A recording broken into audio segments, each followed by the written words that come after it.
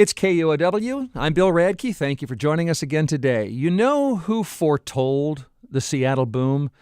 My next guest did 15 years ago. He called it the rise of the creative class, an urban revival where knowledge workers and creative professionals would cluster in cities and build great things and solve problems and make those places vibrant and thriving. Richard Florida sold his influential vision to cities, including Seattle. Well, it didn't all work out quite like he thought it would. Richard Florida, welcome back to KUOW. It's great to be with you. Is Seattle a great example of what you meant when you described the coming urban renaissance? Well, that's a great question. Seattle featured heavily in my 2002 book, The Rise of the Creative Class. And I recall a passage I wrote about witnessing a group of rabble-rousers pounding pots and pans, walking through Belltown, I believe it was, saying, "Keep the construction and construction noise out." So even then, even though I don't think I could fully realize it, Seattle was a place that was at the absolute cutting edge of what later became the urban revival. And, I think that I really could not predict. I think, people ask if I'm sorry. Do I feel I got anything wrong? I'm not particularly sorry. I think my new book is a logical extension of the old book. I don't think I got much wrong. I think, as you kindly said, I predicted that this knowledge group, this professional group, these artists, call them the creative class, would come back to cities. I think I fully underpredicted how much of a tsunami wave this would be, and not across the whole country. Of course, it's great that Detroit has made a comeback, in Pittsburgh, my home city at that time. But in the places that are the epicenters, the Bay Area, New York City, Boston, Washington, D.C., Los Angeles, and your own Seattle, I could never have predicted what would happen. Well, some people in Seattle have obviously thrived. It's worked out, except your new book is called The New Urban Crisis. So how have urban revivals not worked out like you thought? Well, I think this book is the logical extension 15 years later of Rise of the Creative Class. And if Rise of the Creative Class was celebrating or detailing or outlining or identifying the green shoots of urban revival, as cities like Seattle, quite at the cutting edge of this. Amazon was already in the old hospital. South Lake Union was already starting to be built. So at the time, I used Seattle as an example of an urban tech. The Silicon Valley was suburban tech companies. Seattle already was a pioneering example of urban tech. What I think happened in the intervening years, because my book, the data went up to 1999, it's really between the year 2000 and now that the urban revival, not only in Seattle, but across the country, really accelerates. And so what you had was a streaming in not just of young people, but baby boomers, wealthy people, wealthy foreigners, tech companies, not just in Seattle, but New York is a big surprise to me that tech companies actually has a bigger venture capital-backed tech industry than does Seattle. So all of this came back to the city, increasing inequality, increasing the segregation of races and classes, making housing unaffordable. And I just want to add this, because of the Amazon thing. I actually looked this weekend at housing affordability in Seattle versus other places. And I was shocked to see, even someone who's supposedly in the know like me, that Seattle was, yes, it was more affordable than the Bay Area by probably half, but it was just as expensive, if not more expensive, at the metropolitan level than metropolitan Boston, metropolitan Washington, D.C., and metropolitan New York City. So you are really in the eyes of this storm of a new urban crisis of growing inequality, growing segmentation, and growing housing unaffordability. And we know that so well here. It's very obvious. Rich apartments downtown, poverty moving to the suburbs, middle class disappearing. I want to know why. Why didn't our creative tide lift all boats? Well, it didn't. I mean, why didn't it? Certainly didn't. I had seen this as early as 2003. I had written an essay in the Washington Monthly detailing that Seattle and Austin and San Francisco and New York, our leading creative edge economies, were also our most unequal But I don't think it fully dawned on any of us, including myself. I wrote that. I wrote the words. I have the essay. But the divisions, and when it really dawned on me, is not just when I looked at the numbers, they call them Gini coefficients. When I did a simple calculation, you don't even know why you do these things. One day I said, let's look at the amount of money left over after paying for the housing that the knowledge worker has left over, the blue collar working man has left over, and these service workers, 50% of the Seattle workforce doing low wage, low paid routine service work, largely disproportionately women, disproportionately African American, Hispanic, and Latino. And the numbers that came back just floored me. The creative class had more than enough to afford that condo, but the blue collar worker and the service worker had nothing, literally nothing left over. They were broke beyond belief. And I think that's when it slapped me in the face. And so we now have a situation where the same clustering of wealth, of technology, of arts and culture in our great cities that kind of fuels our urban revival is carving these terrible divides. Not just terrible divides in that they divide us between rich and poor, urbanite and suburbanite, which you aptly said. It creates this horrific backlash, of populism that propelled Donald Trump to office in the United States. So I say in this book, this is not just a contradiction or crisis of urbanity. This is the central crisis of America and its capitalism of our time. I'm talking with Richard Florida, now the author of The New Urban Crisis. You do have recommendations for cities like Seattle. What are those? Well, I'll start with a recommendation for Amazon, since we're talking in Amazon's hometown. Amazon has long been an urban company. It's long been downtown in Seattle. It's gotten a lot of great things. It's, according to some, the largest company in the world. Many say one of the best. Its owner, Jeff Bezos, is a striking entrepreneur, and many would argue, along with your own Bill Gates, one of the two richest men in the world. It's just gone out with a bid for headquarters and asking dozens of communities around the country to give them financial and tax incentives. I think Amazon should rethink this. It should say to Seattle, and it should say to these communities around the country, we're in with building a more inclusive prosperity with you. We're going to make an Amazon pledge. And not just Amazon, other anchor institutions, the University of Washington, the great medical centers, which have all been part of this revival, the companies that are down in the city in South Lake Union, the great real estate developers that are profiting. We brought an urban revival by working together, by working as anchor institutions, hand in glove with city and civic officials. Now we know we have to overcome the new urban crisis. We're going to make an Amazon pledge. And here's what the pledge should say.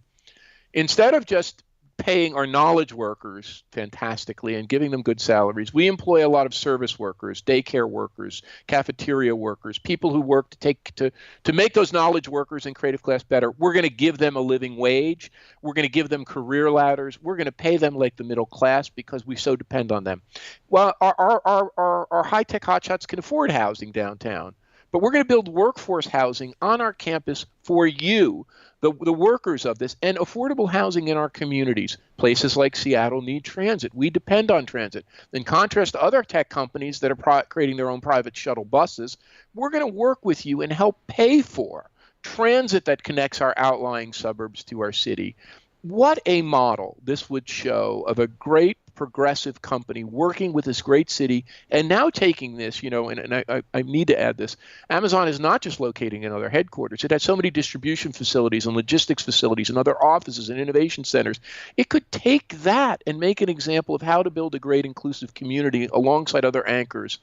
That's the kind of gift that the success of Seattle and Amazon could give to itself and to other parts of the country and the parts of the world. And that's I think, where we have to get to. Well, Richard, if Amazon decides to pay more attention to its shareholders than to your vision, what about the public side of it? Do you think the Seattle city leaders, would you advise them, given the new urban crisis, would you advise Seattle leaders to not give Amazon subsidies and tax breaks? Or would you say, despite the downsides, everybody wants an Amazon, they could leave, give them what they want? I'm lucky enough at this stage of my life to be asked by cities to help advise them. I've said the same to every single city. Don't give them a dime. Amazon is coming to you because you have a great airport or great talent or a great downtown or walkability. They're going to gain so much for that location. Engage them as a partner in inclusion. Engage them as a partner in inclusive prosperity. Encourage them to work alongside building a more equitable city. And, the benefits to Amazon's brand, I hate to say this because I love these companies and I probably spend the largest share of my income on Amazon.com. But I was talking to a congressperson from the Silicon Valley who very much supports the tech companies and how much they do in create innovation. And he said to me, Richard, the pitchforks are out. Wake up, folks. The pitchforks are out. People are mad. They're mad at being displaced from their homes. They're mad at the inequity of their city. They're mad in San Francisco. They're protesting, also to some degree in Seattle. They're mad about Airbnb. They're mad about Uber. They're mad. They think, some of them think Amazon is a monopoly. I happen to like the company. But boy, oh boy, what good you could do for your brand by, instead of taking the tax break, using that money to help build a great city, to provide affordable housing. You could do good for yourself and your brand, your stock price in the long haul, and your reputation. You can do good for the city. So that's what I think we should do as a nation. And I think, unfortunately, I guess I used to believe that our president or our national government would do this, whether that was President Clinton or the other President Clinton that was supposed to win, or President Obama, all of whom I voted for. And now I realize that America really is a much redder and conservative nation, and the federal government isn't going to help our cities.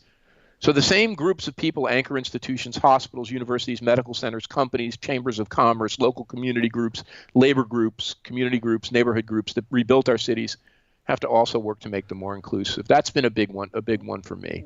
Richard, Florida, you've said that you underestimated how the spike in home prices in these creative edge economies, these new urban centers, that spike would more than cover the wealth. It hasn't trickled down as you had hoped. What did you get wrong? What did you not understand about the way capitalism is working today here? First, I don't think I said that. I think others have put those words in my mouth for me. I think anyone who's read Rise of the Creative Class clearly, I said that our economy was class divided, that the creative class was the ascendant class, the blue-collar working class was declining, and this 50% of service class was struggling. And I said in that if our cities and creative class didn't wake up, I said this in the last chapter, it's called The Creative Class Must Grow Up, our country would become more divided, and it would be like we are living on two separate worlds. Now, I didn't think that would give us I never could have anticipated the backlash would be so severe that it would give us the most dysfunctional president in human history, Donald Trump. But I saw it. And then in 2003, I'm just being candid with you, I wrote an essay for the Washington Monthly in which I showed very clearly that places like Seattle, Washington, D.C., San Francisco, New York were the most unequal metropolitan economies in our country. I think I've just become more and more outspoken about the distributional side of this. And I think they work hand in glove. That's why I think this urban revival is the central contradiction of capitalism. The clustering of activities like Amazon and techies and innovation and economic assets in downtowns is what powers innovation and productivity and wealth in our country. And at the same time, if we don't make it work for us, if we don't have policies like a better minimum wage and more affordable housing and inclusiveness, we get a society that's terribly uneven and divided. So I think I've decided that my goal has to be to advocate for the distributional side and the inclusiveness side. I spoke to 1,500 or 2,000 people who make up the International Economic Development Council. These are the economic developers that build Portland and Seattle and New York and Chicago and all the little towns in between. And we talked about this. We've probably paid too much attention to economic growth and not enough to inclusive economic development. And the one thing that really heartened me is the only applause lines I got were not about how to make more competitive and innovative cities, but how to make our communities, our cities and suburbs more inclusive, and how we all should do that together. So I'm heartened that this message, not only my own shift in emphasis, but this message is being picked up by our cities and communities around the country. Finally, Richard, Florida, as you've watched these capitalist contradictions, how has all this changed you? Well, I'm older. I wrote Rise of the Creative Class when I was turning 40. I'm now turning 60. So maybe it makes you a little wiser. I also, because of my career pressure, have two very little young kids. I want a better world for them. And I think my big wake up call, honestly, was in Toronto, the rise of Rob Ford, the first real populist, and then Donald Trump. And I think I'm really concerned for the future of my country. I think this divide in America, which really is a product of our spatial inequality, not economic inequality, the fact that we have thriving places like Seattle and the Bay Area and New York and the Boston, Washington corridor, and so many places in the middle that are falling apart. I think that's the one. And I am really worried about our nation. But, and I will say this, my cause for optimism lies in our cities. You said a lot of interesting thing about Seattle. We have a higher minimum wage. We're talking about community inclusion. We're working on our transit. You could have added, we voted for Mrs. Clinton. We have a progressive politics. We want to be a sanctuary city. You could have added many other things. We're kind and inclusive with regard to gay people. Our people vote progressively. I think what gives me hope is that our cities are growing up. And maybe it's the case even that my own creative class is waking up. I know we're guilt-ridden. None of the creative class likes what's happened. And maybe we're having a wake-up. Maybe Trump was our wake-up call that says, our federal government isn't going to solve our problems. Right here in Seattle, and in all of our towns and communities across the country, we're going to have to solve our own problems. And I think that's my little ray of hope, that this jolt we got because of the divide is going to cause us to work locally to build stronger, better, more sustainable, more prosperous, and inclusive communities. Richard Florida was author of The Creative Class. His latest book is called The New Urban Crisis: How Our Cities Are Increasing Inequality, Deepening Segregation, and Failing the Middle Class, and What We Can Do About It. Great to talk with you, Richard. Thank you. Thank you so much. It's a pleasure being with you again. So, Richard Florida bemoans what's happened to innovation cities like Seattle, and those same cities are where he places his hopes. Like he said, it's the contradictions of